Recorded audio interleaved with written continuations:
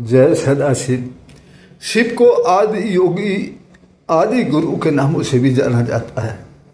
शिव के द्वारा ही सर्वप्रथम योग की शिक्षा अपने 7 शिष्यों को दी गई थी, जिन्हें हम सप्त ऋषियों के नाम से जानते हैं।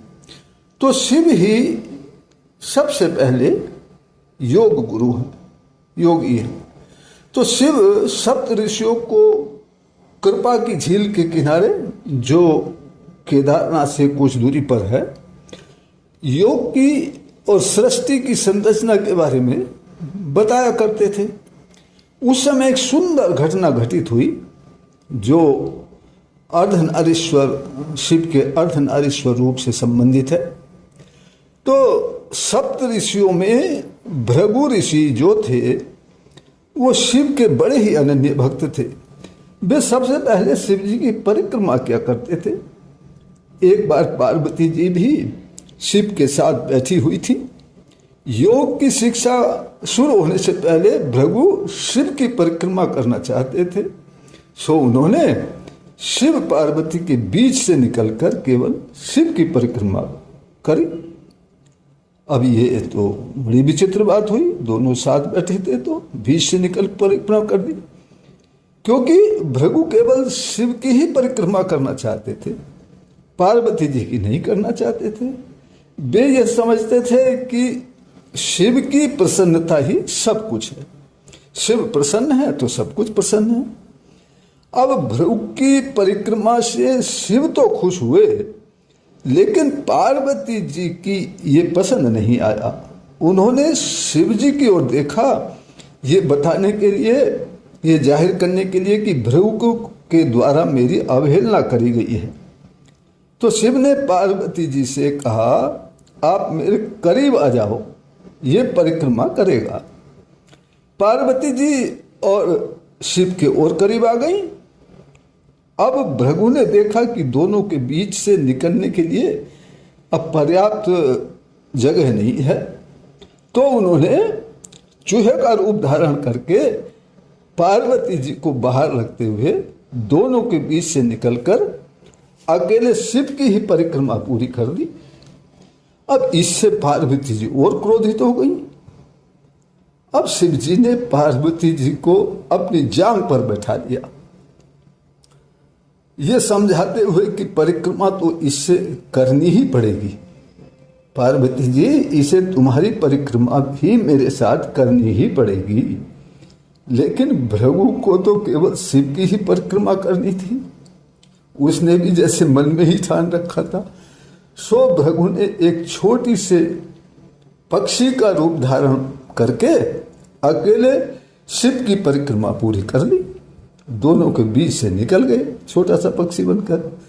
अब पार्वती जी को बहुत ही गुस्सा आ गया, वह बहुत ही क्रोधित हो गई। तो शिव ने पार्वती जी को अपने में समा लिया। आधा हिस्सा शिव का और आधा हिस्सा पार्वती का, यानी अर्धनारीश्वर रूप में परिवर्तित करके खड़े हो गए। अब कहा, पार्वती जी, अब तो इसे मेरे साथ आपकी परिक्रमा करनी ही पड़ेगी, चाहे ये कुछ भी कर ले। लेकिन भृगु बड़ा होशियार, उसे तो केवल शिव की ही परिक्रमा करनी थी। सो उसने मधुमक्खी का रूप बनाया और दाहिनी टांग की चक्कर लगाकर परिक्रमा पूरी कर दी, क्योंकि दाहिनी टांग शिव जी की टांग थी, शिव जी की थी, परिक्रमा कर दी। अब शिव जी तो खुश हुए, लेकिन पार्वती जी क्रोधित हो गई, और भी क्रोधित हो गई। शिव जी ये नहीं चाहते थे कि भृगु अपनी भक्ति में इतना खो जाए कि वो पार्वती यानी प्रकृति के परम स्वभाव को ही भूल जाए। वो पार्वती के स्वभाव को नहीं जानता। अगर वो प्रकृति है, अगर क्रोधित हो गई तो सब कुछ तहस नहस हो जाएगा। तो शिव जी ने भृगु का कल्याण चाहते हुए अर्धनारीश्वर रूप में सिद्धासन लगा दिया। वे सिद्धासन में बैठ गए अब भृगु के पास कोई रास्ता ही नहीं बचा।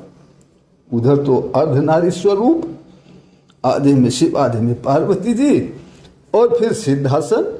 अब कोई जगह ही नहीं बची दोनों के बीच से ताकि अकेले शिव की परिक्रमा भृगु कर सके। अब तब उन्हें शिव जी की परिक्रमा के साथ पार्वती जी की भी, यानी दोनों की परिक्रमा, शिव पार्वती की परिक्रमा करनी ही पड़ी। ये कहानी हमें ये शिक्षा देती है कि हमें योग के असली रूप को समझना चाहिए। योग एक ऐसा तंत्र है जिसमें जीवन का कोई भी पहलू छोड़ा नहीं जा सकता। प्रकृति को परमेश्वर से अलग करके योग पूरा नहीं होगा। योग शरीर, मन, भावनाएं और ऊर्जा को परमात्मा तक ले जाने वाली सीढ़ी होती है। योग कोई व्यायाम या सांस रोक लेने आदि की क्रिया नहीं है जिसे हम योग समझते हैं। तो परमपिता परमात्मा हम सबका कल्याण करें, इसी प्रार्थना के साथ फिर मिलते हैं अगली किसी प्रेरणा के साथ। तब तक के लिए जय सदाशिव।